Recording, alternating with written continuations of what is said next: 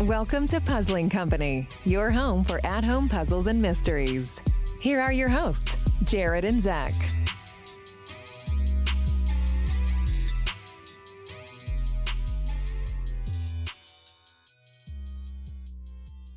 Well, welcome back to Puzzling Company. We are here in the Deadbolt Mystery Society studio today. As you can hear, it's me, Zach, but always with me is... It's Jared. I'm always here. Are you? Well, sometimes I'm like digitally here, but I'm always present in the podcast. I was going to say, your presence is always felt here, especially about the stuff you leave on the ground that I have to walk around. Wow. We were like super friendly before this started, and then it just got really salty. Yeah, welcome to Zach's podcast where I complain about things in our office that I hold ready in. for that. Man, that was unseen. Now I just feel dirty. And no, I'm so sorry. It's true. Zach is the cleaner of the two of us. Oh, for sure. For sure. I am a pack rat and struggle to keep a tidy space, we will say. Well, here's all I'll say for you, Jared. You are the puzzliest pack rat I know, and I would only want you to be the pack rat in this office. Okay, I appreciate that. So you'll continue to put up with it. I have for many years, yes. Well, technically in our space, it's been a year, but I've known you for many years. Now I'm going to passive-aggressively put that to the test. Oh, and no. Just come in, you just keep like putting like paths of destruction around the place. You're like, oh no, bills that I've left all over the place. Sorry, I ran out of space on my desk, so I decided to use your desk. You're talking about your Megatron 360 desk that's 8 feet long? I do have a Dwight Schrute Megadesk problem. Yeah. It's just to remind you of where you stand. Oh, yeah, when I've won all our games. Anyways, but welcome back, guys. As you can tell, this is going to be a fun intro. Today, we're actually going to be discussing the Survivor game within a game. And we're talking about CBS Survivor here. The going on 42 seasons of Survivor. If you can't tell, I'm fanboying a little hard right here. But that's what's great about today's episode is, Zach, have you ever watched a full season of Survivor? No. Jared, have you watched every season of Survivor? Yes. And I wanted to bring in this game because it fits in our space. It's a little different for us, but I wanted you to hear the perspectives of Zach, who has no context for this game whatsoever, and me, who was actively doing this while the season was going on. So hang with us. We're coming right back.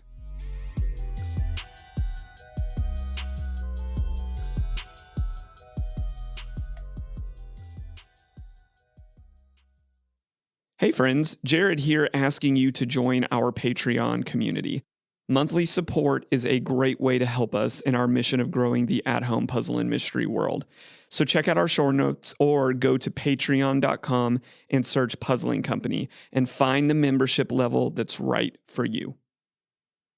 Well, welcome back to Puzzling Company. That was such a great ad. You know, if you like supporting us, you can easily go support us on Patreon. We'd super appreciate it. We love all our patrons we have. And as you know, we are here in the Deadbolt Mystery Society studio. If you haven't played a Deadbolt game, you totally should. You totally should. And I do want to give our two core members a shout out real quick. That would be Nick over at YouEscape. A couple episodes we had him on. He's one of our core members.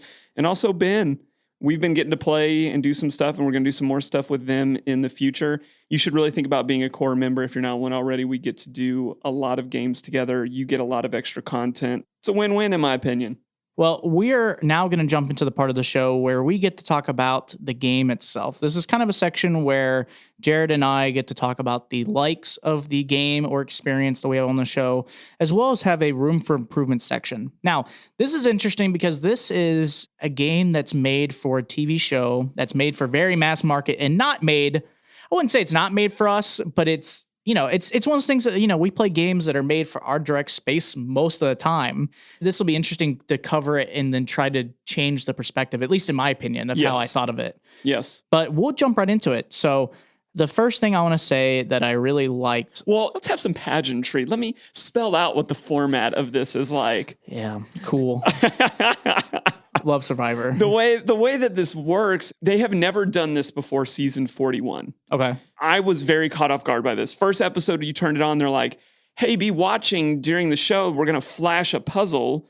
And then you can go to this website every week and solve the puzzle. So instantly, I'm there. Yeah, I mean, that's pretty cool. I'm engaged. But the way that the format worked this season 41 is every single puzzle was a rebus puzzle. If you're not familiar with that puzzle type, imagine turning images into words to spell out a phrase. And the phrases were directly applicable to that episode or to the greater Survivor, I'll call it lingo.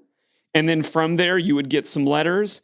And then there was a meta puzzle to solve at the end of the season. And what was really cool is Jeff Probst, the host, would talk to you after you solved every puzzle or before every puzzle. You felt like a mini Survivor. You felt like you were getting involved in the show a little bit. And I really liked that. Yeah. So how dare you try to comb over that as a non-Survivor fan and just jump right into the review? How dare you? Here's all I'll say. I have not watched Survivor enough that I can't say I don't like it. Never mind. We'll move on. We'll cover this actually in a little bit. Here's what I know to be true in this life about my partner in crime, Zach. Oh, geez. He is terrible at games of lying.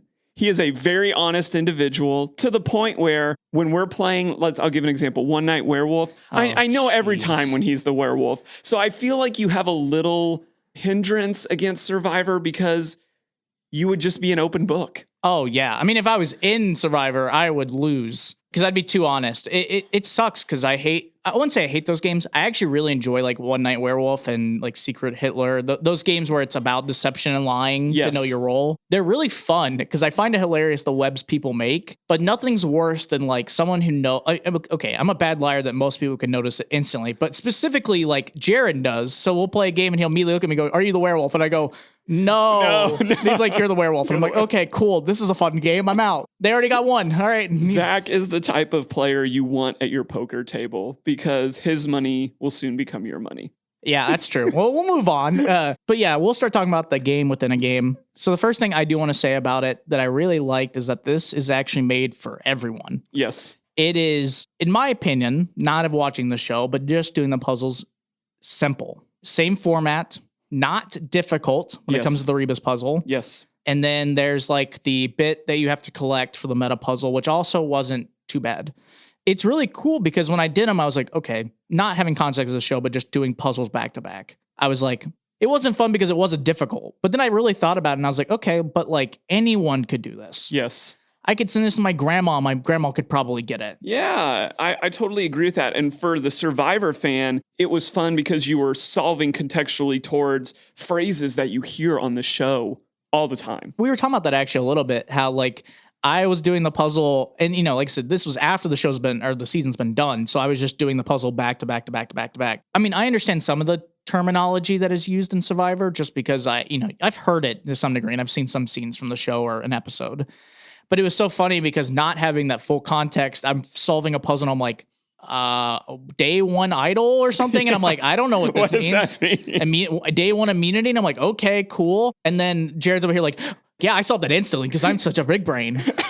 That's not, it was just, all I was saying is contextually. You knew what it meant. You knew, easier. like, you could pick up on those phrases because they're Survivorisms. Oh, yeah, it makes sense. Like, you would stomp me at the World of Warcraft isms if they turned those into Rebus puzzles. I'd be like, Azeroth. You're just shaking your head over there going, come on. I understand. But I totally agree with you. This is a hugely successful show, hugely successful media series. They even have board games based on Survivor, which, by the way, we should play. I think that would be hilarious to now see how that goes. But I just 100% agree with you. The other thing that we didn't list in our likes that I think is really good for this is there's a tiered hit system. Is it really? Well. Yes, like just more proof that they did say something about in the intro video that that you could ask for help. You're not going to get, if you're totally new to this at all, you could do it. And the other thing that was really engaging is they would show you the puzzle blip. They'd give you about 5 to 10 seconds in the show. And if you were really quick, you could solve it. But if not, and you didn't have it, you weren't watching it on like YouTube TV, or I'll throw an old term out there, TiVoing the episode, then You disgust me. then for all you hip older millennials out there TiVoing, then you couldn't 90s kids. you couldn't go back and look at it. But the website was themed, it did a really good job. But Zach, before I just continue down this road, take us into our second about game within the game. Yeah, other than old millennial things, the other thing I would just talk about is that I really did like that it's integrated into the actual show. Yes. Like it shows up in the show. The context of what happens is also in the show that happens in the puzzles. Like the terminology is obviously used. But then also I know, not spoiling the meta that happens in that game, the meta mattered very much to the actual show in terms of the ending. That's actually pretty interesting. It is, because their whole mindset, as I understand it, behind game within the game is we want a more participatory element for people watching the game who, like any great game, want to take it to the next level. Yeah. You could watch it, say, oh, cool puzzle. That's not really for me. I'm here for just to enjoy the television show. But here's an element. And then what they did with it is they would allow you to solve the puzzle, and then they would give you a prompt to say like, okay, here's the next level. If you're in the game and you get a day one idol, what's your strategy with that? And if you almost kind of wanted to, role play it, you could kind of have a conversation with yourself. Because one cool thing that I really like about Survivor is they're always trying to get really new, diverse people to come play the game. And they treated game within a game kind of like a training ground, to where it was directly viable to the episode that you just watched, and then kind of teased out like, okay, we're all sitting on our couch judging these people. What would you do? What would be your strategy? And it's great because it's not like Jeff Probst's intern on the video. It's him. It's the guy that has been there for 41 seasons now, that is kind of iconic, talking to you, coaching you a little bit. And I just love that, how tied in to not just Survivor, but what you are watching every week. I love it. Huge fan. And Zach, I know you love a good meta. Huge meta fan, right? Like, metaverse, the metaverse. Facebook meta. How do you... Let's not go into that discussion. Let's just talk about meta puzzles. It had a meta puzzle. It does have a meta puzzle. That is correct. And I like that. Like, they didn't just leave it as like, episode 12, you've done it. You're over. Cool. Like, they gave you another level, and I appreciated that. Yeah, no, it definitely is a meta puzzle. Like I said, I'm saying this a little bit biasly. It isn't difficult, so it's not like my favorite in terms of making me like really question the meta. In terms of being like, oh, that's really cool. Like it made me combine all this stuff. It does combine everything. So it is a good meta in terms of its like, it does solve and put in everything into a formula and then end it. So I do like it for that. It's not crazy difficult. So it makes it like a fun meta for most people to be like, okay, let's take it, like you said, one step further and get people involved to try to put in all the pieces and organize the meta, as I would say. It was good. It's a very simple but solid meta. And then also it's integrated in the show, which is also very cool. Yeah, because what you didn't know, spoilers for season 41 if you haven't watched it, but we're about to start 42, so close your ears if you don't want to hear it. That was the exact puzzle that they were solving on that episode. And you didn't know until you got to game within the game that you were actually doing something that the survivors were doing. And then you got to see how puzzling plays a big role in that game. It's not just puzzling. There's a lot of different mechanics in that game. That's what, in my opinion, makes Survivor such a cool game. But what we talk about at-home puzzling, it pays off. I think it was the very first episode of season 41. The very first team event that we did, they got down to this puzzle, and this one contestant did the puzzle in 15 to 30 seconds. Wasn't even close. Jeff was asking her after the episode, and she was like, how did you do that? And she was like, I was practicing this puzzle in the off season. And everyone was like, what the heck? Like, she had seen it on previous seasons. She knew it could have been a puzzle type, and she dominated it for her team. So it's just cool to see that, like, what you and I talk about, it's part of what's going on in big time media. It's cool. Yeah, no, it is pretty interesting. I'm really loving it. I'm sorry. I just love Survivor so much. It's so great, which makes me excited because later on, our guest is a past Survivor contestant. That is correct, yes. And we're going to get to talk to her and pick her brain about game within the game. as well as her experience on the show. So I'm super pumped about that. But I think that's really going to wrap us up for our likes. Let's talk about room for improvements for this, if you want to open us up, Zach. Yeah, so I'd say the first room for improvement in this kind of series is that there is no puzzle diversity. It is the exact same puzzle every week, Right. Or however many episodes are in a week. I assume one on like a Sunday, but you have one episode every week, and it's the same style of puzzle. It's the Rebus puzzle every week. Right. And then That's step 2 is just a letter unscrambling. Correct. Right. So that's it though. Your weekly puzzle. So I think it is a good format for mass. Like, because it's simple, it lets everyone know what's going to be like. I would almost say it's literally like Wordle in terms of, the format of Wordle. That's a but it great lets example. people get to do it every day, or obviously it's every week with the show, but like Wordle is an everyday thing, but people like it. It's, the format, what it's going to be like. Now it's on you to figure out the puzzle or figure out what the answer is, right? So very good in terms of format for people, but I just like wanting to do good puzzles. They were like fine Rebus puzzles, but then that's it. There's nothing else. There's no Right. diversity. I knew what was coming next. Yeah. So that's pretty much it though for the puzzle diversity part of it. That was also the difference between how Zach and I played this is I was playing this weekly as Yeah. the show was going on. Zach sat down and did this in about 45 minutes? Oh no, it was like 15. He moved through it really quick. Yeah. So I think it would be great if they offered more of that, because the Rebus puzzle is great, but I think there's so many other puzzle types out there that could be explored, even some that they use on past seasons of the show to really give a diversity to where you're wondering a little bit like, oh, week 1, we did Rebus. Week 2, we're doing more of this connection-based puzzle. I just think it would be fun if they opened it up a little bit, but we don't know what's going to happen in season 2 of Game Within the Game on season 42.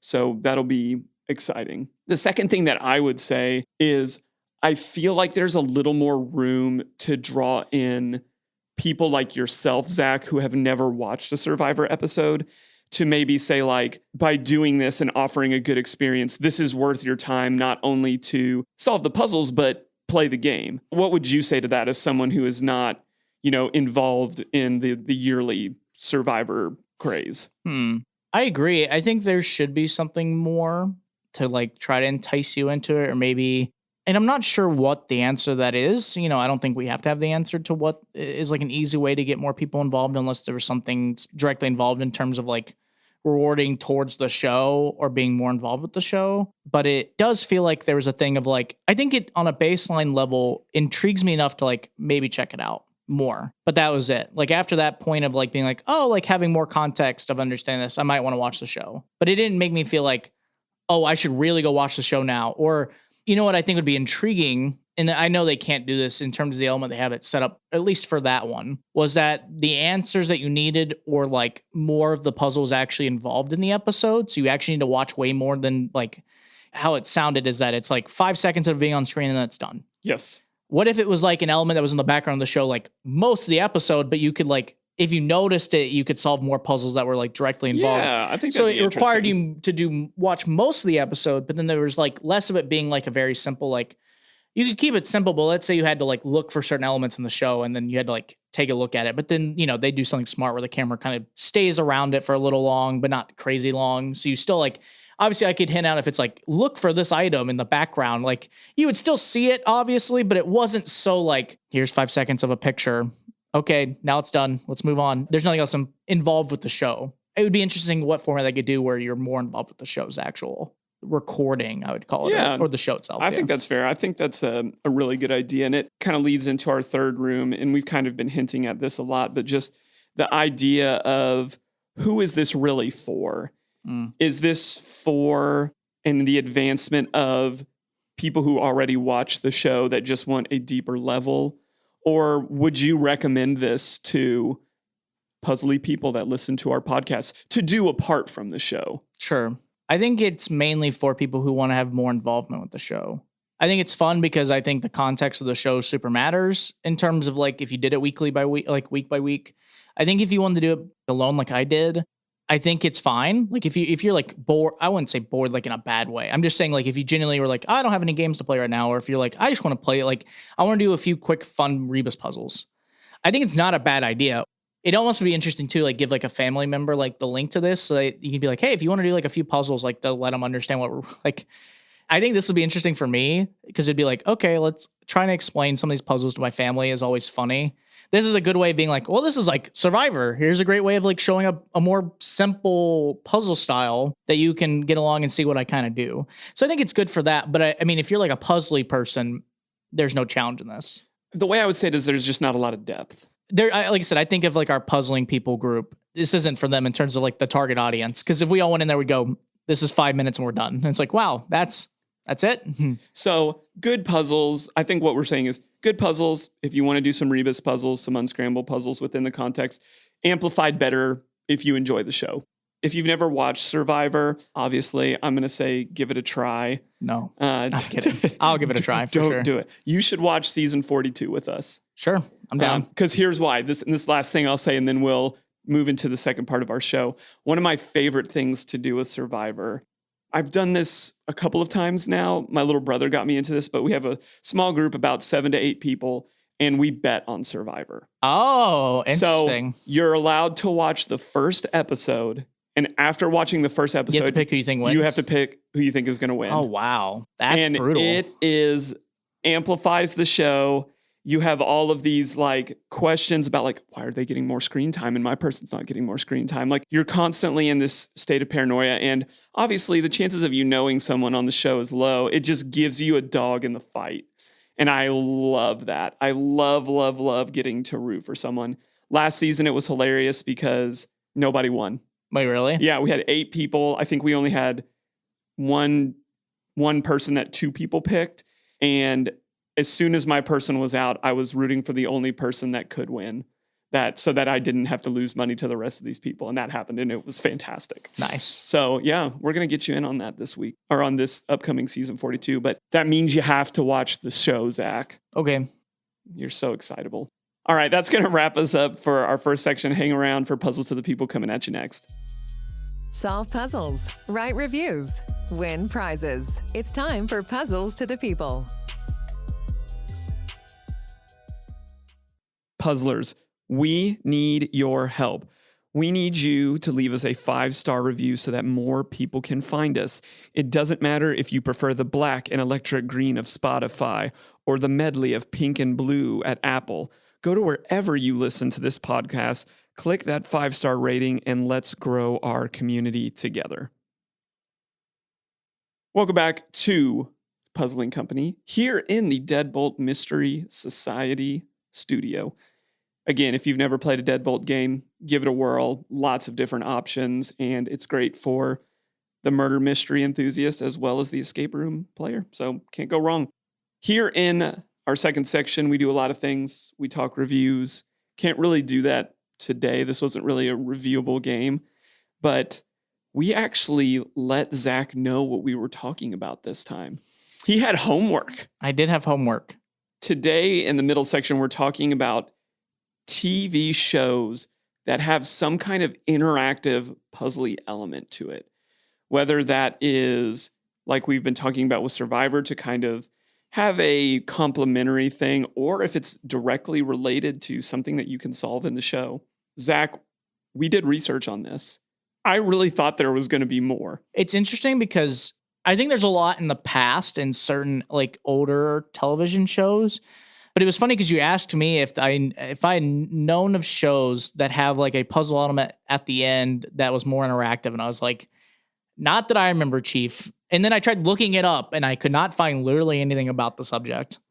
So it's really interesting. I feel like I've just been on a streak of like shows that have something else for you to do. Yeah. But I want to talk about those a little bit. Okay. And we'll kind of go back in time. I'll predate you a little bit. Okay.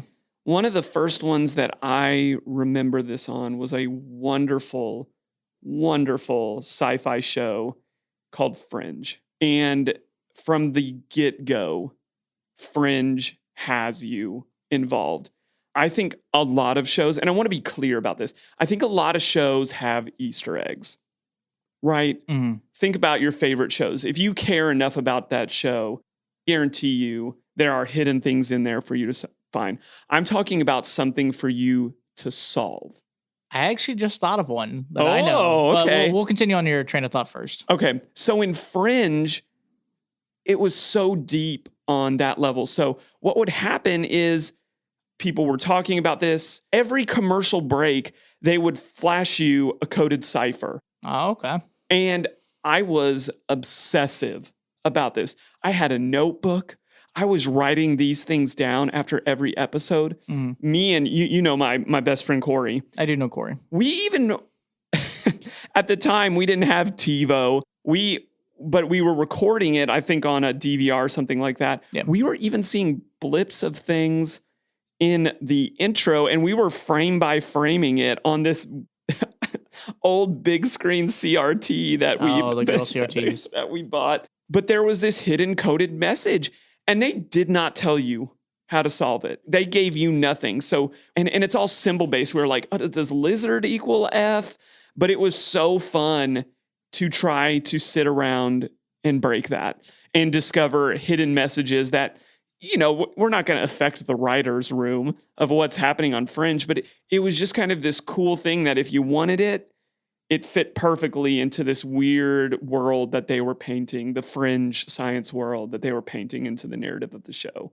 That's where I'll start. So if you ever want to go back and watch Fringe, it's great.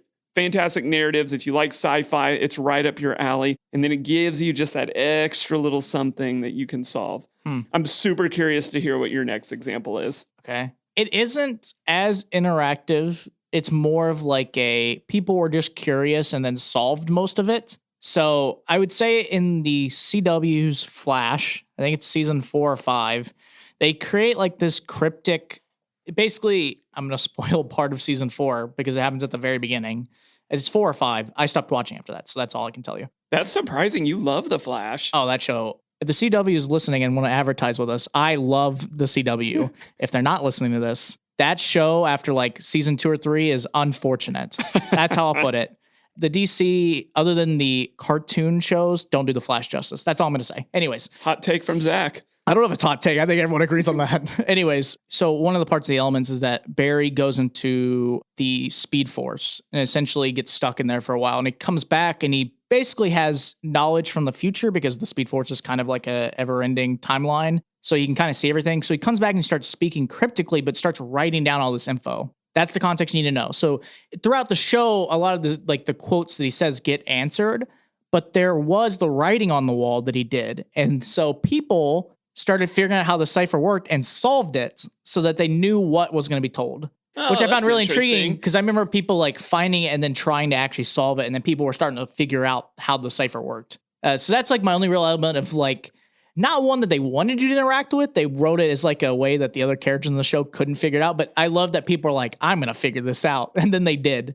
So it was cool. But yeah, I think the only other example I would see that I know of now is Survivor that has that element. So, but obviously I haven't watched it. It's fair. So fair. It is interesting that there are shows that do have that element of like a extra puzzle in it that makes you work for it or whatever. I love it. The other one that I think of, Dora the Explorer. I'm not wrong. Not just bring in Dora the Explorer. Here's what I'm going to tell you. Kids shows do a great job of making you solve puzzles. You're not wrong. I'm not wrong on that statement, but that's it. After that, Blue's Clues. They make you. We just found a letter. Wonder who it's from. I miss Steve. Okay, continue. I mean, you saw Steve's making me cry lately. Steve is bringing out all of the feels lately. As much as that cracks me up, you're not wrong. Like, you're dead on with that. Like, Swiper's coming to steal my calculator. I'm not letting it happen. Swiper better back up. But you're right. It's inviting people into solving a puzzle. It is. As ever basic as it may be, it's the building blocks of what we are using now in a lot of the games that we have. I think that's great. Which leads me into another cartoon. This is one of my shows. Like if you said, hey, I'm going to put you on a deserted island and you only get a handful of shows, I think this would be in it. Can I guess it? Please. Okay, this has to be Gravity Falls. It's totally Gravity Falls. It's the only show that you talk about so much with me that you reference, and I've not seen all of Gravity Falls. I've seen a few episodes, and you get mad at me every time I tell you that. It's an abomination. It's okay, so but I watched good. the one with the bear, so that's like the one You did watch the one with the multi-bear. Yeah, and I respect that. Yeah, I love the multi-bear. That's a great episode. Another time again. But at the end of every Gravity Falls episode, there's a cipher to break. that whole show is just about mystery and solving and figuring out the truth. And they even came out with the journals. You can buy the journals that you see in that show. Oh wait, really? Like the 3? Yeah, you could buy cool. the 3 journals. But I just love that show on so many levels. But again, I was someone that was solving that show. There was even a Reddit thread about like something like that they deep hid in the show. Beyond that, it got real deep, something with like stitches in the bus. But that was another level to the show. And again, it played perfectly into like what the show is about, just like Fringe. How much do you want to know? How deep do you want to take this? And I love that because I'm here for it. Put a cipher in a show, ask me to go, survive or whatever. Yes, you have me. I will go do that. Because the TV show is only so participatory, right? You can put yourself in the narrative if you want to. You can enjoy it because it's not about you. But at the end of the day, I'm not the star of the show, right? Yeah. In so many of the games that we play, I am. So I like Weird that. Flex. I like that. Hey, you flex all the time. Let me have I don't even How feel about like that Jared? This is weird. Okay, continue. I just love getting to engage myself in a medium that I think predated the medium that we're getting to talk about now. Yeah. And I feel like there's a lot more of fusion between what we regularly cover and what we could see in the future. Yeah. There's that world. I feel like the decoding, deciphering, that follows more of the escape room sensibilities that we're used to. Then we have to go to the whole other spectrum, which is crime dramas. Crime dramas for years have had different elements of, can you solve it? Extra clues, yada, yada, yada. Some shows do a good job of giving you enough. Movies are in the same vein, like to solve it. Some are, you have no chance. You're just along for the ride until... Or some answer it immediately, and it's more about like the finding them and answering. Yes, it's more about the drama of what is happening. Yeah. But this goes to Zach's homework. There is a great new show out on Netflix called Murderville. Yep. Where the premise is Will Arnett is this detective. I love Will Arnett. He's perfect for this role. And every new episode, they bring on a new big name star inside and outside of mainstream entertainment. First episode was Conan O'Brien. The second episode was Marshawn Lynch. Well, I'm excited to watch that episode. But the whole premise of it is 2 things. One, the person that they bring on doesn't get the script, and they're improvising the entire show. Amazing just for that. The second thing is the person that's there has to actually solve the crime, which means simultaneously you get to. Yes. And you get to participate. And Zach, I want to hear your experience on that, having that you just watched it about an hour ago. Yeah. It was good. I actually found it quite entertaining. I mean, it has a lot of really good celebrities in it / actors. So I found it kind of hilarious. They do a good job of making like a pretty funny script, but also what they did well that I actually really enjoyed is that they made it like simple enough that if you just listen to all of the like, okay, because I'll tell you this, in the first episode, they introduced the 3 like potential suspects. Yes. You know, but the like part of the show is split up. So you meet one first, you meet the second one in the second part, you meet one near the end, and then in the end they like do the discussion of who did it. But what I really found interesting is that you do get all the information at first. They have some fun bits with like introducing other characters to like jump into the scene randomly. Like in this one, a small random girl just shows up, like a kid shows up at the crime scene and starts asking Conan O'Brien questions that are not great to like answer for a kid. But it, you know, what I enjoyed though is that if you understand and you take knowledge of like, okay, these are the things that happened. These are the notes that they kind of like give the character as well as the actor who comes on the show or the celebrity. They move on and then they introduce the other characters and the other characters meet the criteria, but they all in a subtle way or not can or cannot do it. The deductive element. Yeah, but I liked it because it was simple enough that they're like, okay, they're really, I wouldn't say shoehorning is the right word, but they're throwing it in your face. They're like, oh, I'm going to tell you part of the first episode. So I'm not going to spoil who did it, but I'm just going to say one of the elements is that there's hot sauce on the murder weapon. That's all you got to know. But the first character works at this place that obviously has some hot sauce style stuff. And all 3 of the characters have some element of it. But it's funny because they keep throwing at your face being like, oh, this could do it because here's part of the murders thing. You know, and then they're like, they bring in another element and the character goes, oh, well, this just happened. That could be relevant. And then depending on the character, they do a good job of like subtly or not being like, oh, but this.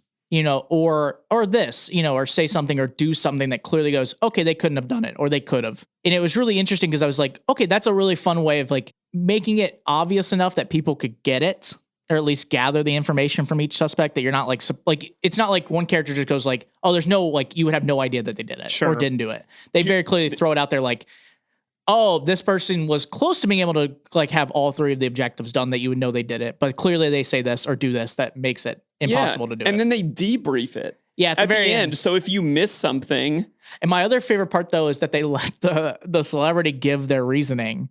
And Conan O'Brien's for the first episode was hilarious because he gets it right technically, but his second part of the deduction is just so out there that even the actors are like, this is literally not possible. Like this is like, you know, and it's hilarious because the actors are like talking to each other like, yeah, technically it'd be the opposite way in this scenario. You know, it was good. But I will tell you, for me, like being more experienced in this space, it was simple. But what's funny is, and they tell you this ahead of times, is sometimes the guest gets it, sometimes they don't. They're not going to let everyone just win this game, which I like too. But it's so fun because not only are you enjoying the humor of the show, almost the like noir memeing of the show, but if you want to play along, you can play along. And that's the word that I want to hit on is sometimes I just want to be an audience member.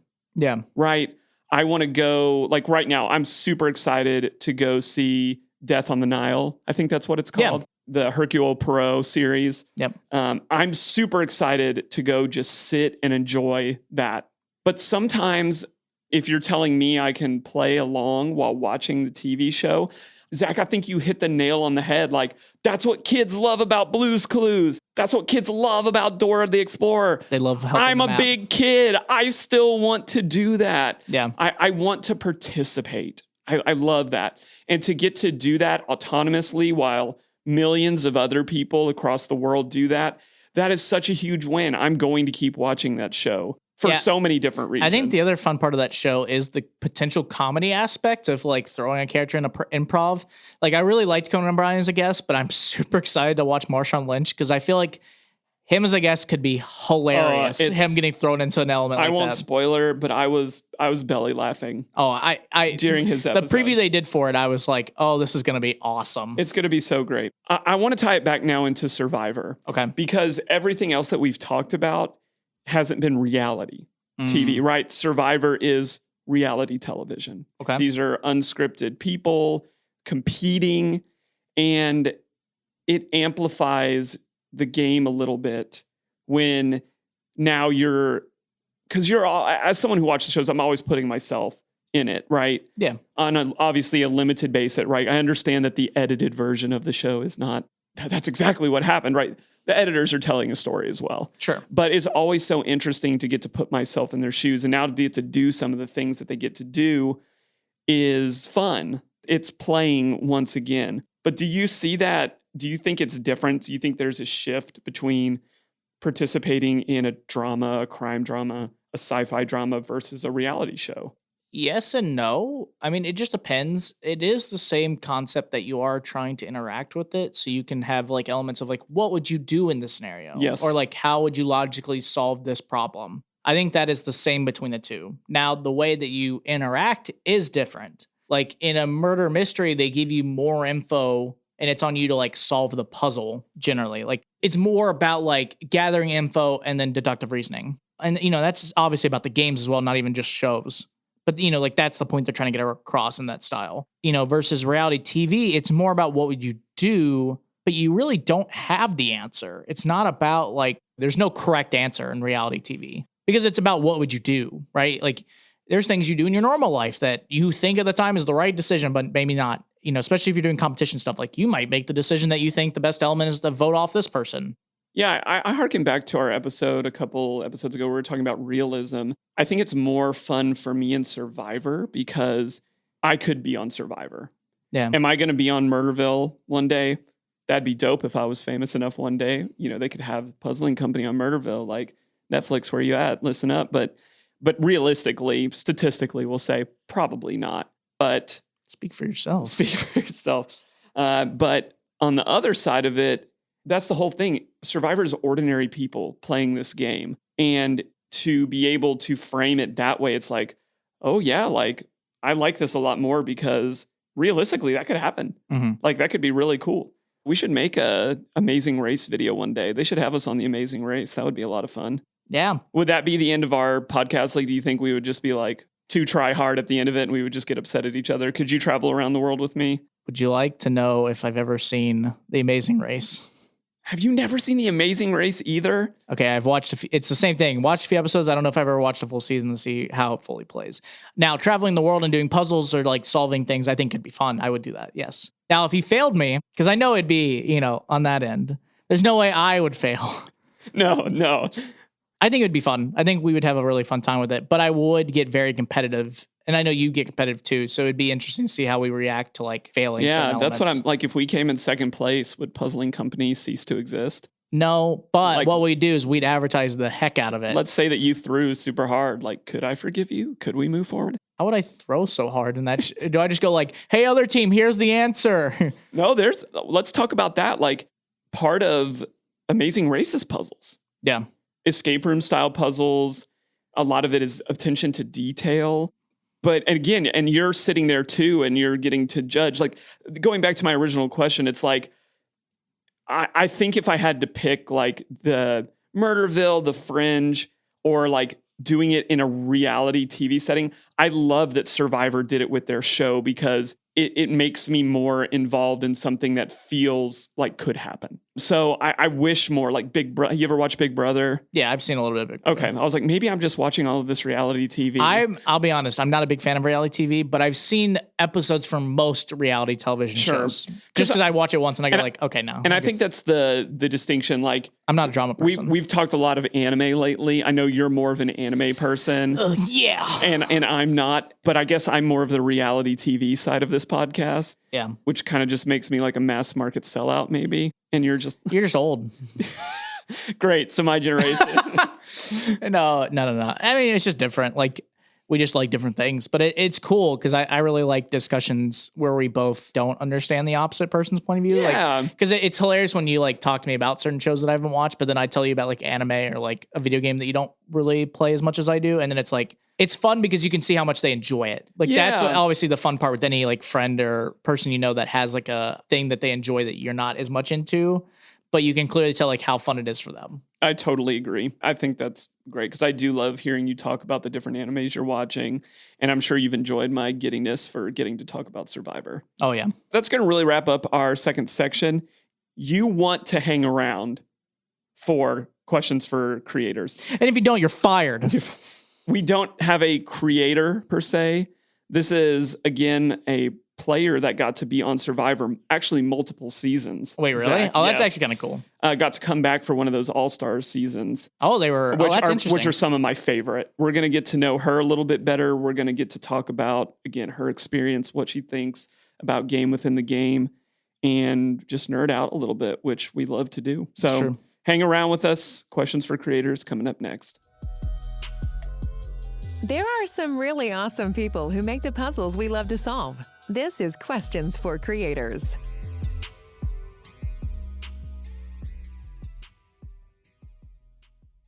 Jared here again, asking you to keep your eyes peeled this month for your chance to join our email list.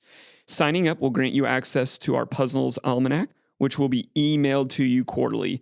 This almanac houses the latest in games, reviews, and discounts to all the games that you love. Additionally, anyone that signs up will automatically get 3 free digital games to enjoy with your friends and family. Keep those eyes peeled, Puzzling Company. Well, welcome back to Puzzling Company. We are now here in the third section of the show that is Questions for Creators. As you know, we are here in the Deadbolt Mystery Society studio today. Whoop, whoop. If you've not played a Deadbolt game, you totally should. Jared, we've kind of hinted at it already, but we don't technically have a creator on for this episode. We do not. We have a player, is what I would say. Someone who maybe even created their own experience, but was not the creator of the experience in which they played. Interesting. Okay. So you're saying with all the context we have added, we have a contestant from Survivor. We do. Excellent. And someone that is in the puzzle community and like goes to bat for the puzzle community. Like, it's really an honor to get to have her on the show. Mm-hmm. Yeah, we're really excited to talk to her. We're going to get right into it. If you would just introduce yourself, say your name, tell us a little bit about yourself. My name's PG Law. I was on a little known show called Survivor.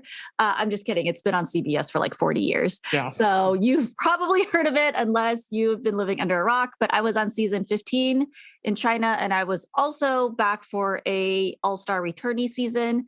And that was season 31, Second Chance in Cambodia. And I am also a huge escape room, tabletop, puzzling, game aficionado. And I co-host a podcast called Reality Escape Pod with David Spira of Room Escape Artists.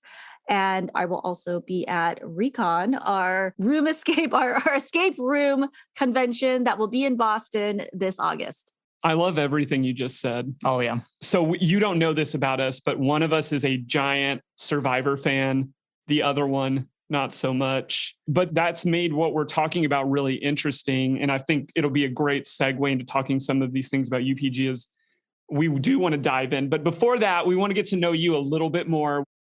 It is our understanding that you are a League of Legends player. I am obsessively, like embarrassingly.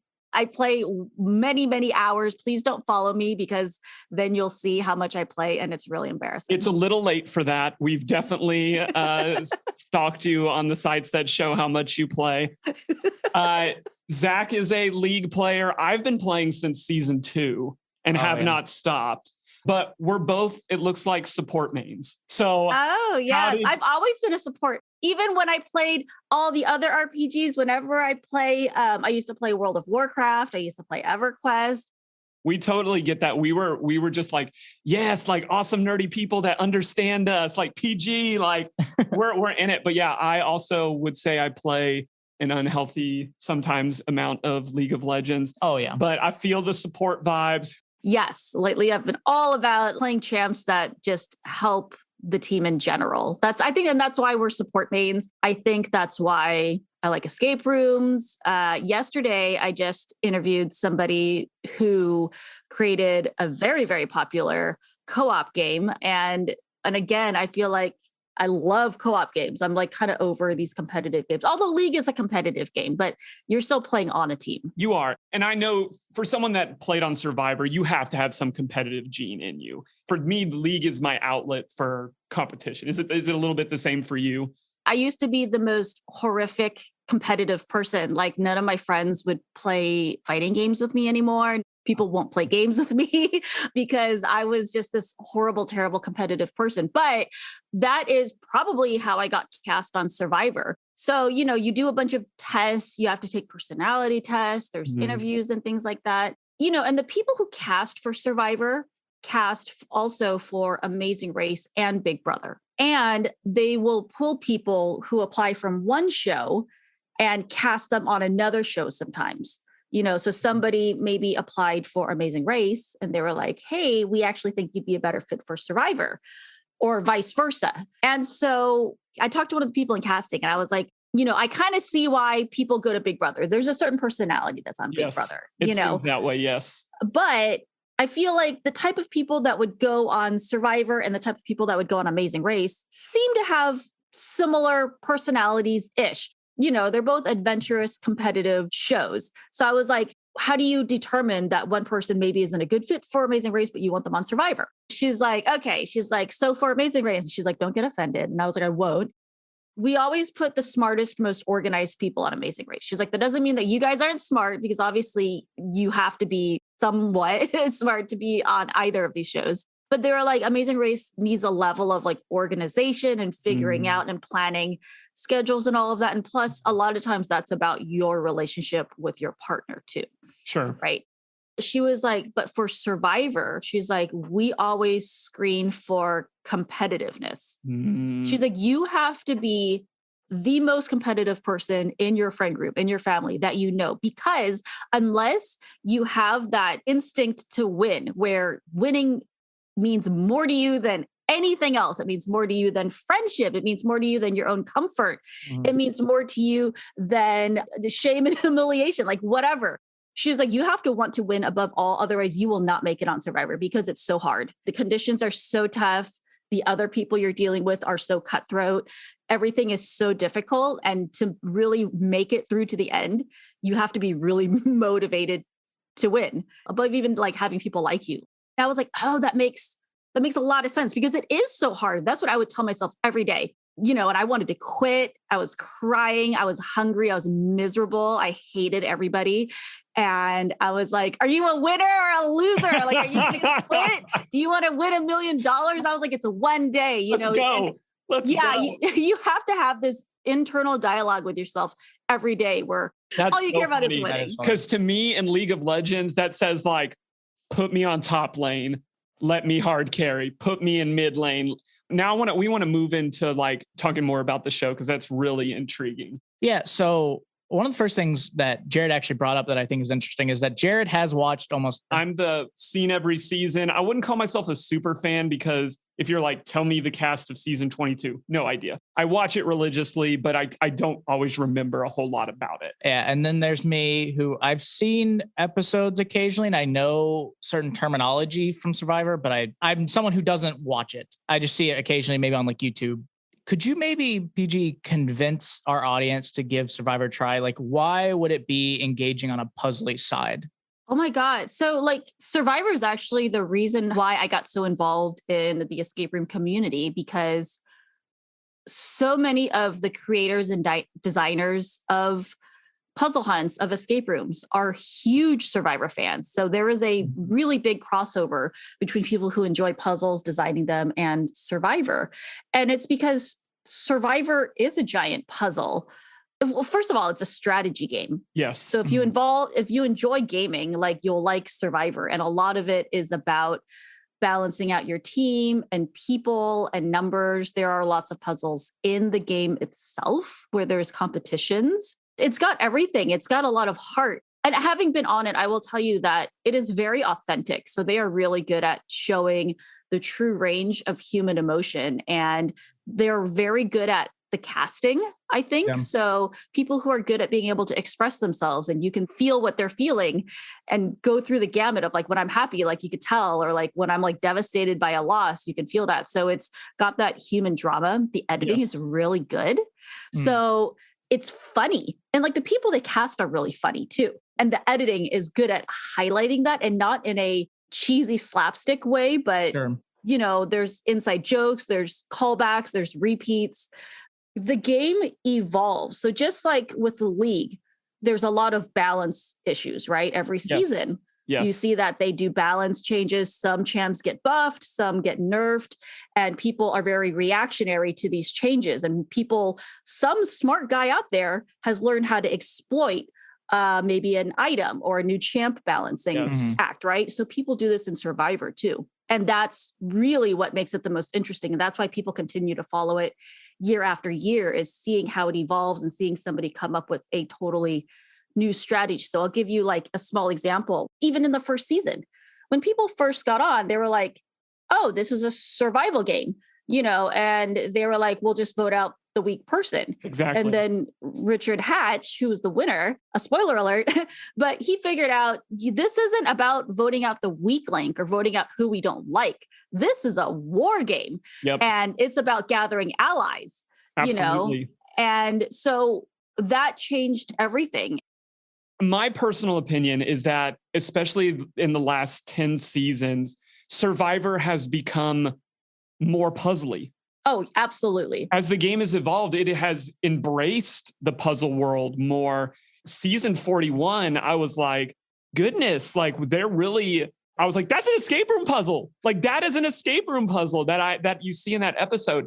Do you think that is true, first of all? And why do you think that the game is leaning more that way? Well, I think that it gets boring if you don't implement changes. It's also, the other thing is people figured out how to play. They kind of figure out how to win, and it's not fun. It's boring. And so you have to throw a little twist, because again, part of what makes this show good is seeing how people adapt to unusual circumstances. I think that's part of why they put in all these puzzles. Plus, I think they also realize that that's a large part of their fan base. And Survivor is staying on the air for so long because they have a really, really strong super fan base of people who watch every season are really into it. And so I think that they've kind of realized that what's been keeping it going are the super fans. And so I think they also know that puzzles are part of what people like, and we like seeing people be clever.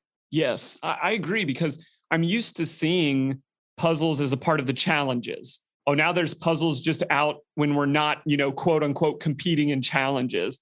And that's super intriguing to me, because I feel like that would be the fun part for me, is like, oh, you left me a hint to find an idol. Now we're playing the game, because the physical challenges, I probably wouldn't be as strong as other people on the island. But it's definitely gotten a lot more puzzly in these last 10 seasons, I think. I mean, I'm a nerd like that, so it just gets me excited to see the iteration that they're bringing out. And one of those that I want to talk about is, I feel like they made the biggest deal about season 41. I think part of that was coming back from the pandemic for the viewers, but it also seemed like they really changed up the gameplay. And one of the things that they did, and what we got to play it and covered earlier in the episode, was we played all of Game Within the Game, which you obviously know what it is. Our listeners, just a reminder, it's a game that you play once per episode. It's a rebus puzzle followed by an unscramble puzzle. And then if you play it all, you get a fun meta. My question to you is, did you decide to play along with that? Like, did you do that with season 41, and what were your thoughts on it? Oh, you knew more about it than I did. I didn't even know there was an unscramble. I thought it was just the rebus. No, I was so impressed. Where's the unscramble? So what would happen is you would get the rebus, and then after it gave you the rebus, it would just give you like the letters like ETOV, and you had to know that was vote. And then you would type in vote. And then after that, Jeff would come on the screen and he would say, okay, here's your scenario based on something that actually happened on the episode. What would you have done? So you almost got to like RP a little bit. Oh, that was on a website. Yeah, that was on the website. Yeah. So, but after you solve the rebus, you got like a phrase, like you get like tribal council. And then how did you get letters out of that? You would type that in as your answer. You would say, here's the answer to the rebus. Oh. And then you would get the next puzzle. Letters. Yeah. And then after that, they would give you a smattering of letters that you had no idea what you had to do with. And it turned out at the end of the whole thing, there was a meta puzzle. Oh, that's very cool. Yeah. I'm horrible at anagrams. Even though I like word puzzles, I'm really bad at seeing them visually. Like I'm one of those people, I'm bad at spelling out loud. So, and a lot of the puzzles in Survivor, especially in the past, were all anagrams. Yeah, you're right. You're absolutely right. There wasn't a whole lot other than that.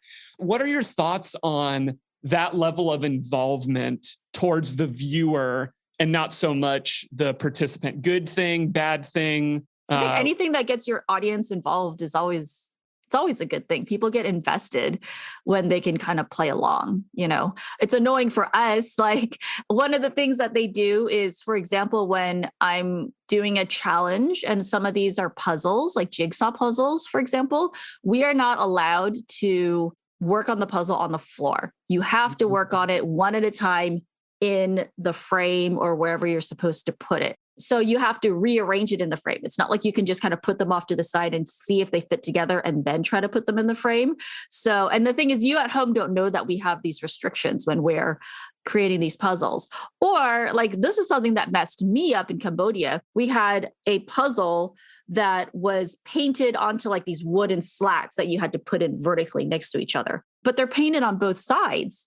And so I don't know that there was really enough of a distinguishing difference. And I think we had a couple of them flipped at some point without even knowing that it was wrong, because half of the puzzle was flipped and they were like, that's wrong. And I'm like, it looks right to me. And you don't know what it's supposed to look like. But it's so that the cameras, can see you building it from the other side, right? So they have to do that for the audience because it is a show for television. That's really interesting. Did you have puzzle frustration sometimes? Like, because one of my favorite things about listening to you and David on your podcast is I love on the spoiler episodes, like you don't spare anything. You call it like it is. If it was a bad puzzle at what everybody thinks is the best escape room in the world, like you're putting it out there. So like I know you don't want to throw Survivor under the bus, but were there some Survivor puzzles where you were like, when you walk out of escape room, you're like, okay, I kind of call BS? That's a hard thing to say because I can't tell if I was bad at this puzzle because it's a bad puzzle, because I'm not good at it, or if it's like, I'm just so hungry and you're under the sun. I mean, the thing is, I was working on a jigsaw puzzle and it's 150 5 degrees out there. It's noontime because it's the best lighting for them to film. I haven't had any water or food in 3 days. And I literally almost passed out. Like I started seeing stars and I had to like stop. So I'm not going to judge a puzzle because I'm playing them under suboptimal conditions. That's fair. I think that's a good point. Yeah.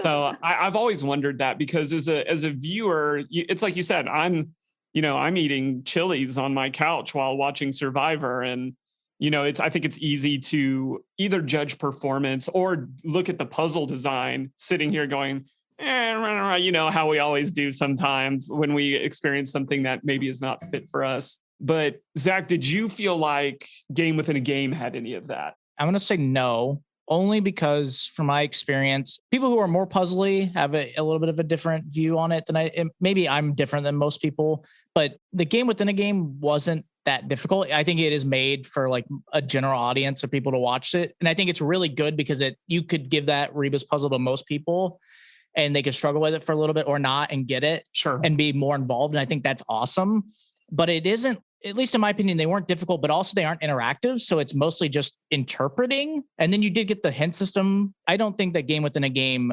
could have many frustrating elements in terms of a viewer base, because realistically, as you described and how I saw it through the example program, is that you'd watch through the show, it would show up for like 5 to 10 seconds on the screen. And then you would try to solve it then, or like you'd be able to see it online, do it, and then do the unscramble part later after you got the phrase. I think the only frustration I saw in terms that I found it kind of like was the meta. But it's just because it was simple. It was very simple. And that's where I was just like, but that's not frustration for it being like a bad design. It's more just like, this is an easy meta, but it's one that is fun in terms that you gathered all that info. Sure, but that goes back directly to what PG is saying. Like that simple puzzle right here in the air conditioning is something completely different under the conditions of what you're doing out there. Sure. Although that's a puzzle that is meant for viewers at home. But again, you can't build a game for everybody. Like we know with escape rooms. You can't build something that's going to be good for enthusiasts and for newbies alike. It's very, very difficult to do. And Survivor has 15 million viewers. And to be honest, the puzzles are not going to be for the hardcore enthusiasts.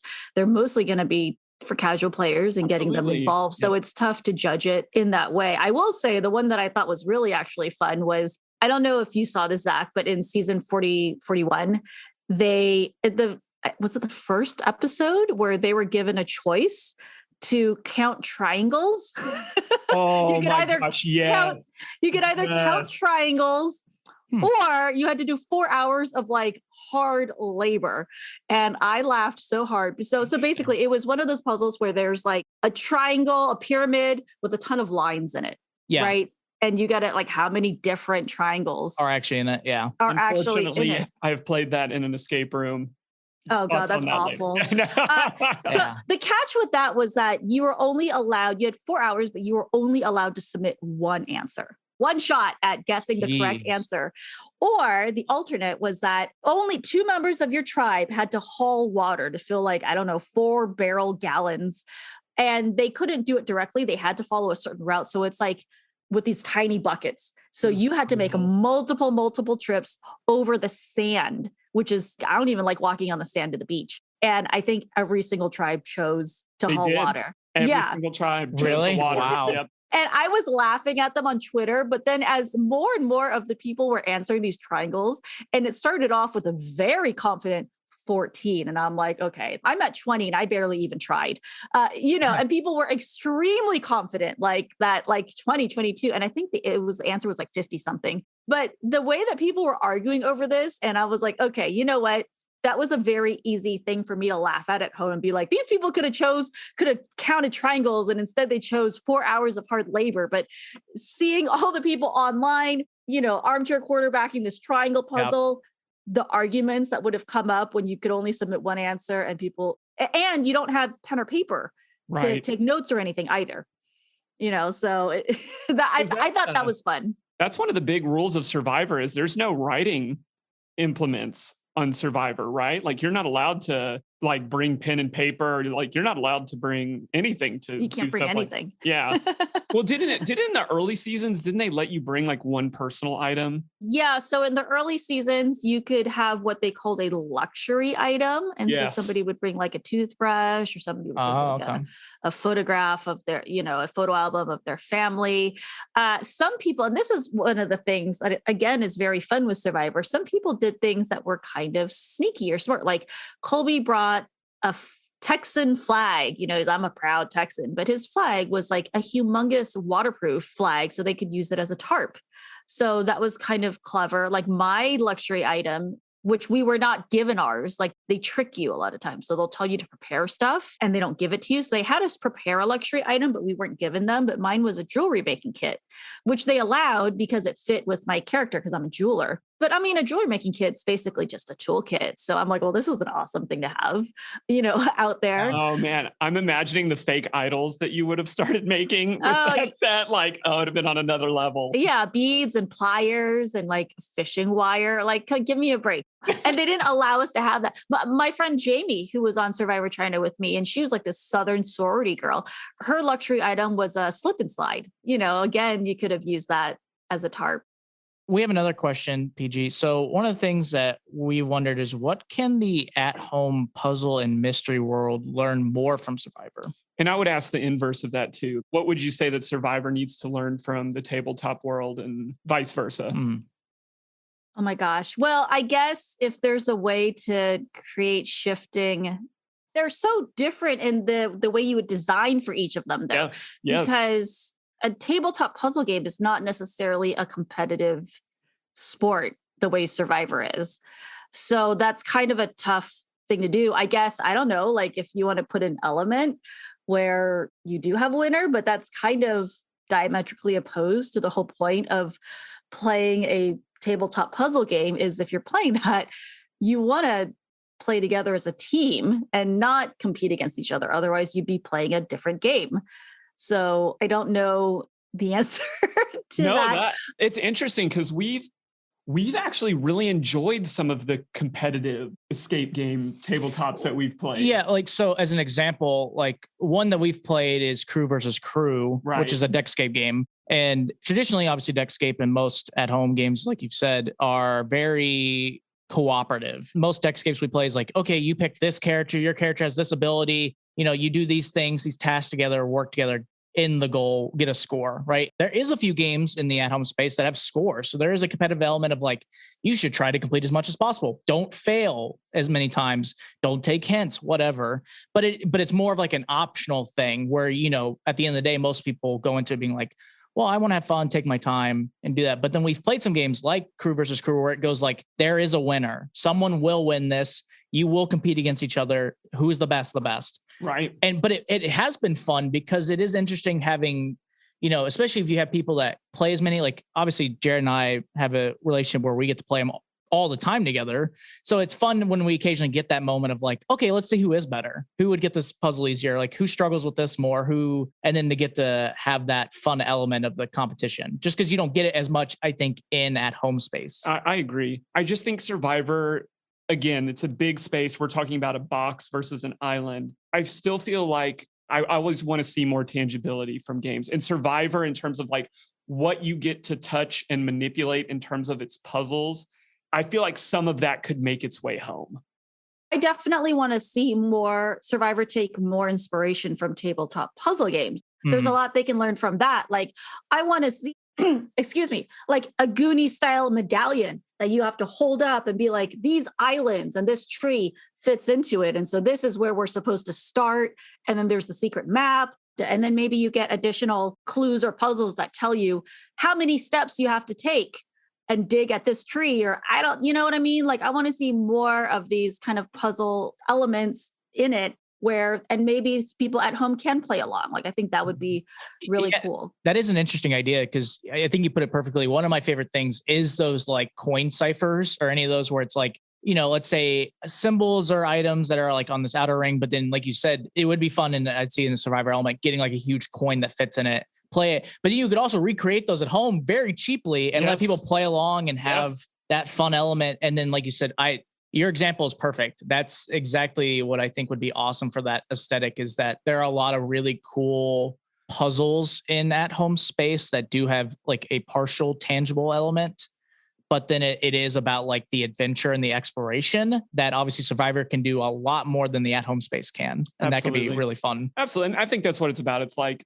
obviously, and PG, you said it well, like, who are you creating this experience for? And also, like, what are your limitations via the medium? Survivor can do things tabletop games can never, ever, ever, ever do and shouldn't do. And vice versa as well. I'll tell you an example where there was a escape room puzzle and somebody was able to be very competitive about it. And this might be a little bit spoiler, but on season 40, basically, they had a lot of special twists because that was all returning winners. Yes. But basically, people that were kicked off did not go home. Instead, they all went to an island where they just kind of kicked their heels back, but they still had to do a lot of challenges and puzzles. And one of them involved a chest that had a lock on it. And that was all. And they were not given any instructions really on how to open it or anything like that. And one of the players noticed that when you get like a little note that was like, hey, there's a chest at the top of the mountain. If you can figure out the combination, there's an advantage inside for you, whatever. That was all that they were given. And one of the players noticed that accompanying this note was a string or like a necklace that had a series of shells strung on it, 3 shells a knot, 5 shells a knot, whatever, right? And it just looked kind of decorative. She realized that was the combination, was the number of shells in between them. Interesting. And other thing she did was she found everyone else's and she smashed the shells on their. Oh my God. So even if someone figured out that that's how you got the answer, they wouldn't get the right answer because she smashed some of the shells and made them different on everyone. What makes Survivor so great? The cunning that you get to good. So when you see people have these flashes of brilliance, and it's so good, it's so fun to watch. Like moments like that is like this is like the sports highlight reel for puzzle nerds. Yes, right? To see somebody do something like that. You should host like a Sports Center top 10 Survivor moments. I would watch that. That would be a great YouTube clip. I'll put it on when I start my YouTube channel. Do it. Love it. Do it. PG, I want to transition to talking about some of the other projects that you're working on. You mentioned at the beginning you're working with David on a podcast. Tell us a little bit about that. And then we would love to hear anything that you can say about the upcoming Recon conference in August. Oh, awesome. I don't know a ton about Recon because I'm not super involved in the planning yet, but I will be very soon, but I can't say anything yet.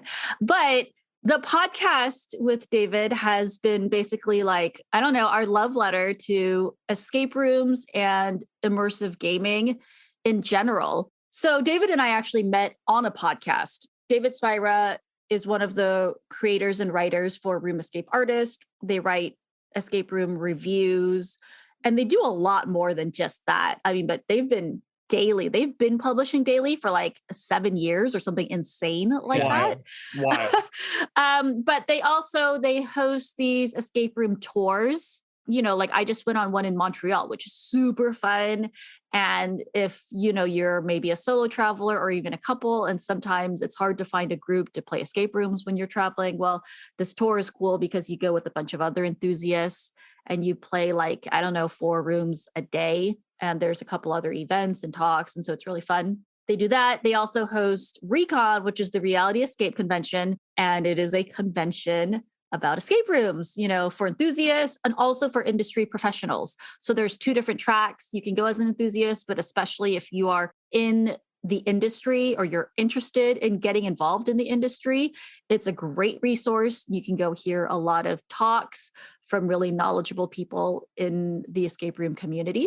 Anyhow, so we met on a podcast where he actually interviewed me about Survivor, and David was also a huge Survivor fan. So you see, there's a theme here of all of the people I met in this community.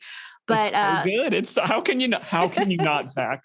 I'll give it a try. You're gonna watch 42. Yeah. Well, yeah. Okay. Good. You should start him off on my season though. And I'm not Okay. just saying that because I was on it, but I just say. Survivor China is the best gateway drug to Survivor, I think. Okay, I'll have to try it. I agree, because if you start at the beginning, you don't have a lot of context for what's at the end. Like it's like you said, it evolves so quickly, and it's more exciting around the time that your season came out. There's like basic strategy, not a lot, but a little bit. And it's good for someone who's new to it, because if the later seasons, it's like, it's a lot of strategy and Sure. it gets a little confusing, but there's good characters on my season and a lot of good moments. So I think that's a good place to start. And it's a good show. Like I'd never watched it before I auditioned for it. And, but I was like, this is really good. And you get addicted, you start watching it like, episode after episode. And your season is great too, because something that Zach doesn't know is they traveled the world doing this for a while. Locations could be anywhere. And it's only been recently that they said like, it's just Fiji. We're in Fiji. Yeah. We're not doing anything but Fiji.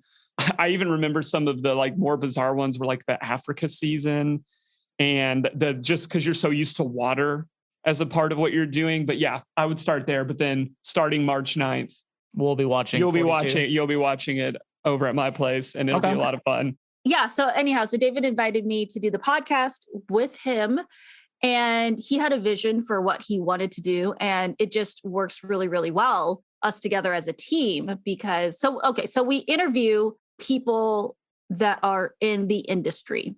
And not just escape rooms, but in adjacent industries, anything that's really involved with immersive gaming. So we've interviewed people that are involved with LARP, live action role play, people that do immersive theater. We interviewed Neil Patrick Harris, and he talked about Box One. I don't know if you listened, but he listened to your podcast when you talked about it. We were so hyped about that. That was a really fun moment for us. Yeah, but we do also talk to a lot of escape room owners also about their design process, about their background, how they got involved. And it's been really fun working with David, because our personalities are very different in some ways, but similar in others. And he's really knowledgeable. He's really thorough. He does a ton of research into the subjects. And I kind of go in blind and, ask all the questions that maybe the viewers at home might want to ask that David would forget to ask because he's so in the know. So I feel like our dynamic works really well. And we just like talking about this kind of stuff. I agree. I think the dynamic is awesome. And to our listeners out there, if Reality Escape Pod is not also in your regular listening, in addition to Puzzling Company, it should be. Oh, for sure. Like Zach and I listen to it. We support the Patreon there. Oh, thank you so much. Absolutely. We're behind the mission of what you guys are trying to do. And we're excited about. We are doing something that is like a subset of what you guys are doing a little bit. We kind of stick to our at-home shut-in life a little bit. But no, I love it. And I want our listeners to listen to it, because you get to bring on wonderful guests. I do think, and I would tell David this to his face, that I don't know how he gets some of the information he gets. Oh, yeah. Like for some of he's a great question asker, but I'm like, how do you know that about people? Like even the guests that you have on are surprised. They're like, how did you know that? Like he's got channels. David's got channels. It's hours and hours of meticulous stalking. Like, I believe it. I mean, he watches, like he'll watch interviews, every single interview, every single podcast you've done in like the past 10 years. Like I love it. Insane. Like I could never, but yeah, he gets some really, really interesting questions out there. I'll also throw out that thank you so much for supporting the Patreon. We have a Patreon, and at the entry level, like $5, we do a bonus episode that a lot of times is pretty much the same length as the regular podcast. And that's a more casual conversation. So the actual podcast is like a structured interview, and the after show is kind of a casual conversation. Usually the guests join us for that. Sometimes it's just me and David chatting. And we also have what we call the Spoilers Club, because one of the things about escape rooms, it's so hard to podcast about because everything has to be like everything. It's so opaque. Like you can't talk about anything openly because you don't want to spoil people who might want to play it. Agreed. Oh yeah. We run into that all the time. We're trying to like tell you without telling you. You got to dance around. Yeah. You got to dance around your subject, which is tough. And so sometimes you just really want to do a recap. Like I love recaps of movies or, shows that I'm into. And I always want to recap a room, but it's difficult. So we do a spoilers club. We put it behind a paywall so it's not so widely available because we don't want to spoil things for everybody. Sure. Our caveat is please play this game, before you listen to it. And then in those, we will go into the game in full detail, including spoilers. We dissect the puzzles. We talk about it. Lately, we've been trying to have some of the creators come on with us as well to give us their thoughts behind the design process. And even then it's funny having them on because they're like, oh, can I say that? Like, oh, it's a spoiler. We're like, yes, like that's, but we're so conditioned to dance around spoiling something. So then we have to decondition them when they come on to the spoilers club. I love that. Hey, closing out, we ask this to every single person that comes on the show. We just think it's super important that whether you're a creator or like you, an enthusiast that, has been in mainstream media, we just love other people talking about other people's games. Like it builds community, it builds awareness for these games. So within the world that we cover, which is at home, tabletop, video games, digital experience as well, anything you can do from the comfort of your home, what have been some of your favorites? What would you say you're missing out if you're not playing fill in the blank? Probably my favorite at-home puzzle hunt is Colby's Curious Cook-Off. Oh my God, it's so good. It is adorable.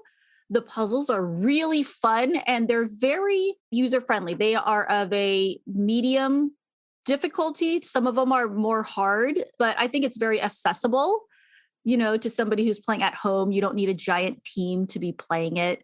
It's not going to take a ton of time, but they're very clever. They're very fun. And the website is very well done because they do things where like, if you want to eliminate a letter, you click on it and it marks it off. Right. So it's not just a static image, it's interactive. So the functionality of the website is really nice. And it's adorable. There's a cute storyline. The characters are just so cute. So that's probably been one of my favorites. For an at-home game, I really liked I got like the Spielberger set. I thought that was very, very cute as well. What else? Well, of course, Box One. Can't go wrong with Box One. Can't go wrong. Box One, if you want like a slick, like highly well-produced game, of course, featuring Neil Patrick Harris, you should definitely play that. What's your video game regimen? You got any good puzzlers in the video game realm? I spend all of my video game energy on playing League. Which is a puzzle in itself, because who wants to be on a team with people that you don't know trying to move towards a common goal? #Survivor.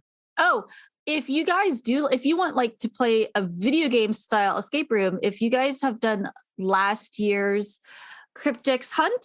Yeah, Errol's Hunt. Yeah, Arrow's Cryptics Hunt is fun because it's kind of escape room, kind of puzzle hunt, but wrapped in the format of an 8-bit video game. Yeah. Yes. So that one was very fun. And then what is Baba Is You? Yes.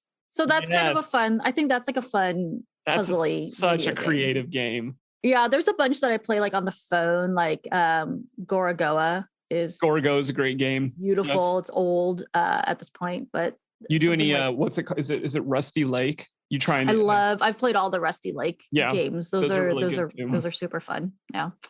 That's dope, man. I love this. Is like always my favorite question, because it's just like a chance to just nerd out with people. Like, oh, what about that? Oh, you didn't know about that? Like, let's talk about that. Like, and then you just get to learn and you get to build bonds with people. I really enjoy that. My other favorite puzzle hunt that I played online is actually, you can play this for free. And it was all hosted on Instagram. And this was back in 2020, but it was made for the Alania.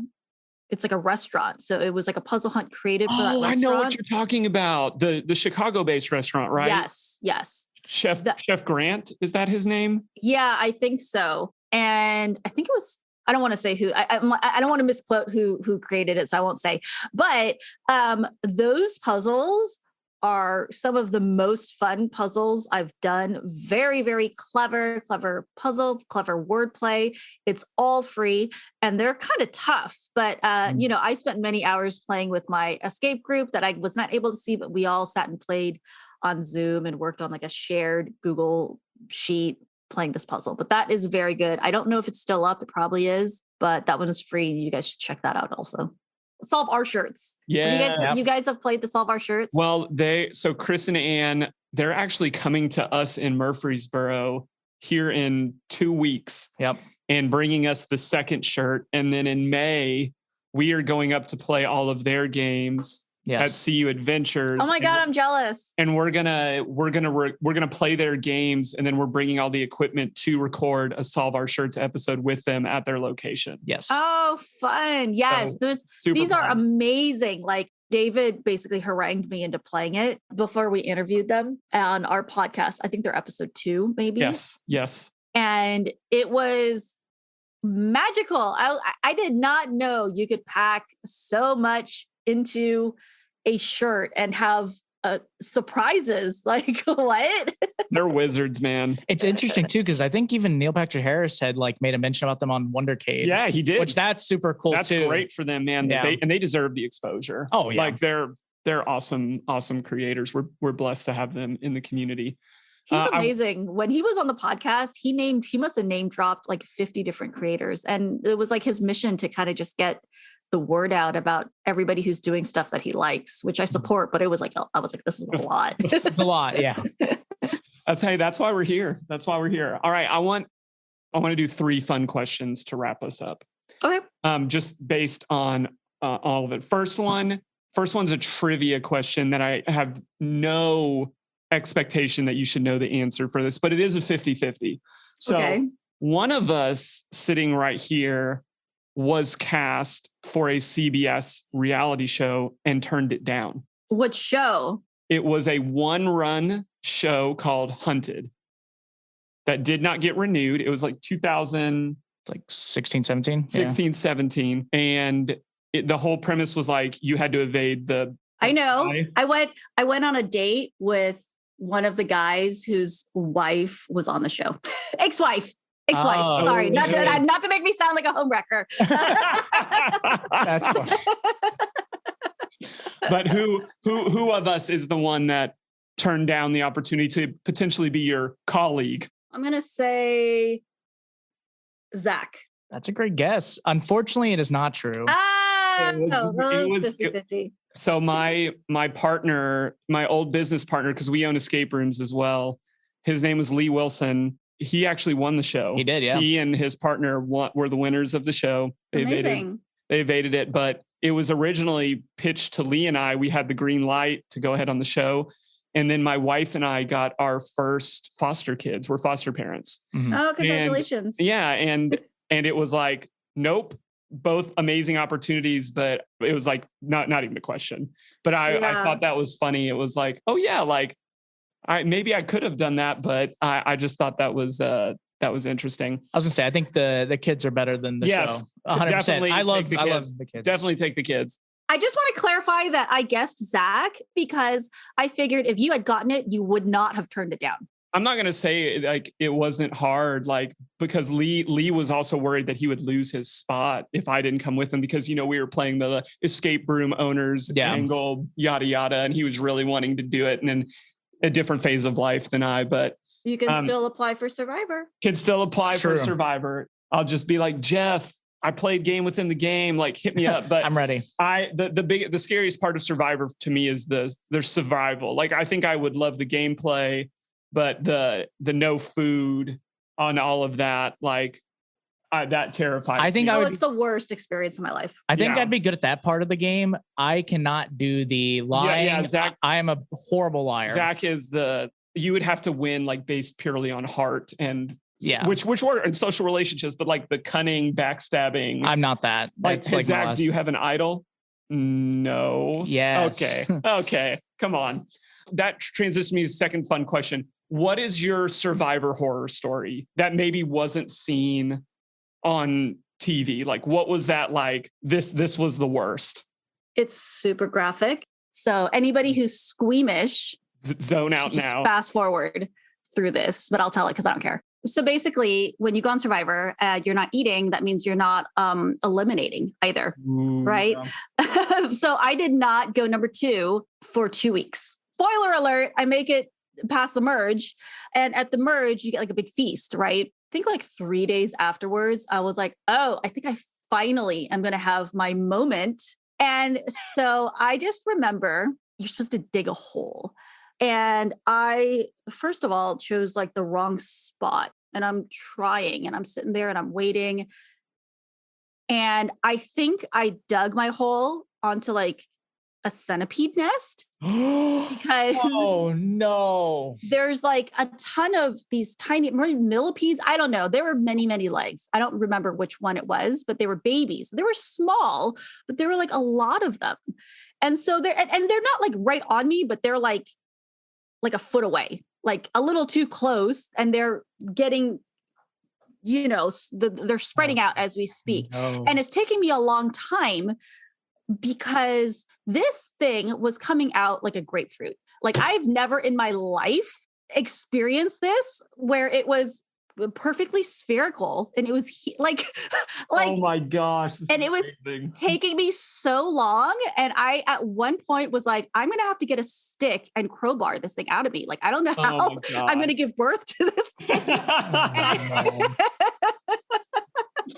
Oh, that's so wonderful. So, you know what? You asked for my worst Survivor horror story. That was the moment. And don't say that I did not deliver on your podcast. No, you did not. You have far exceeded.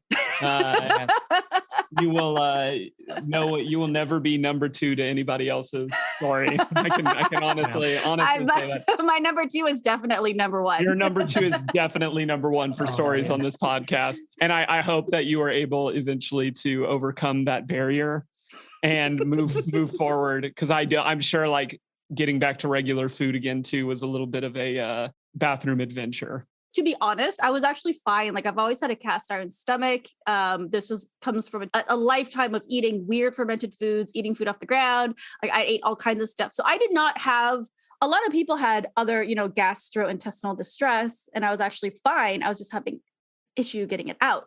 But and see, this is why they cast me on reality TV. They want people who just no holds barred. I love it. Yeah, exactly. It's real. Just gonna come out. It's real.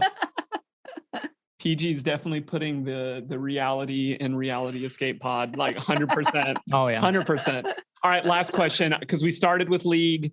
I want to finish with a little bit of League. Do you have like a League horror story? I know that League players play hundreds of games every year. It's something you constantly come back to, but is there that one story that sticks out? Like, why did this happen? Like, was it, victory, like defeat snatched from the jaws of victory? Or do you just have like that one memorable moment that you can't lose? Or if not, then what is your League pet peeve? I don't remember a specific story, but I will tell you that. So one of my roommates that used to live here, we became friends because we're both League players. And he actually is like an announcer, or he was announcer for the pro games. Yeah, for all the esports, yeah. Esports, and he still does stuff with esports now.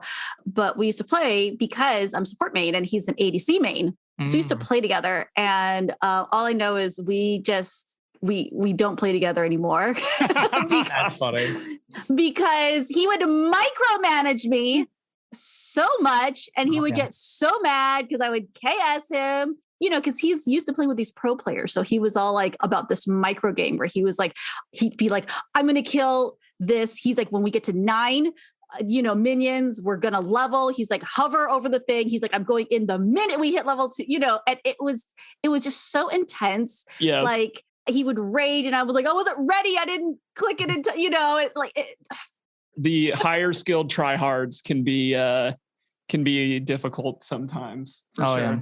But don't worry, you're in good company here with Bronze Jared and Iron Zach. So I'm not. What are you talking about?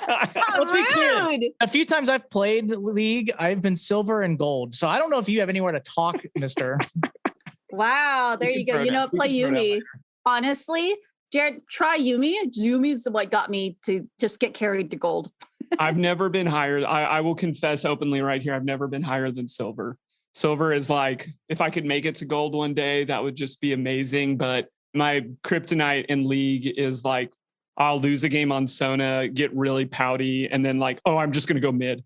and try to play something that I'm not good at. Like I have a lack of consistent. If you go, I'll send you my my username. You can laugh at my champ history in ranked games. It's like, what are you trying to accomplish here? Like, it's no wonder you're stuck in elo hell. Like this makes a lot of sense, but I can't help it. I love playing it. I love watching the esports, and it's just a really fun game. But that I think support mains, if there are any listening to this podcast, you understand that when you have just a really gruff ADC trying to like run your life, and you're saying like, I'm part of the team element here, everybody. Just calm down. Like, I will ward, I will help call shots. Like, everybody just calm down. But I'm so sorry that happened to you. Real talk. Well, PG, thanks so much for making time for us. This has been a lot of fun. We're going to have a lot of fun getting all this episode ready, and stop by anytime in the future if you want to have another chat with us. Thanks for having me on, and I will see you guys in Boston at Recon. Absolutely. And we will definitely post links for everybody so that they can find the podcast, the games that we've talked about, and as well as tickets for Recon are now on sale. Zach and I are going to be there. Come hang out with all of us. It'll be a blast in Boston. PG, just thanks again so much for coming on the show. It was really a blast to talk, to laugh, to just be a nerd. We love it. Yeah, it was awesome. We had so much fun. I hope you get a third season All-Star. Would you? I should have asked you that. Would you have gone back? But we'll find out down the road if you ever go back.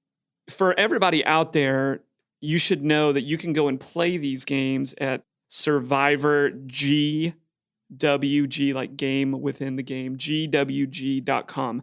However, season 41's is no longer on that website. We're going to include a link in the show notes where you can play the old one just by images. It doesn't have the same functionality, but also March 9th is when season 42 of Survivor starts. And we would love it if y'all would play weekly with us. Zach and I are going to watch the show. We're going to do whatever type of puzzle. We have no idea what's coming for us in season 42 with Game Within the Game, but it would just be a super fun way to relate and reach out if you want to play with us. Yeah. That's really going to wrap us up for this episode. Zach, this ends February for us. Where are we going starting in March? March is a big month. There's a lot of Kickstarters starting to be fulfilled, but where are we heading at the beginning of it? It's interesting. I would say, I don't know if we're going anywhere. I'd say we're digging some stuff up. Oh, we are digging some stuff up. Maybe some old friends of ours revisiting us again. Yes. Very much so. I am. We're very excited to have Nick and Rebecca back on from Blue Matter Games, and they have a wonderful kids escape game in a box that we're going to be talking about. So please come visit that. Zach and I are actually going to play that game with my two oldest kids, who are 6 and 7, but really they're like days away from turning 7 and 8. So it should be exciting. Maybe we might even have them on the show. That would be interesting. Our editor, and I'm sure Ryan right now is like, I don't know how I feel about that. But yeah, also shout out to our editor, Ryan. Oh, yes. Ryan does great work. We very much appreciate him. Be sure to check out if you're looking for someone who does really great tight editing. Chip Cassette is the name of his company, and you can find him online using that. Well, Zach, I'll see you next week in a new month. Sounds great. For all of us in Puzzling Company, this is Jared and Zach. See you guys. Thanks for listening. Find us on social media at Puzzling Company and online at puzzlingcompany.com. Check back weekly for new episodes. Until next time, keep puzzling. This has been Rogue Media Network Podcast.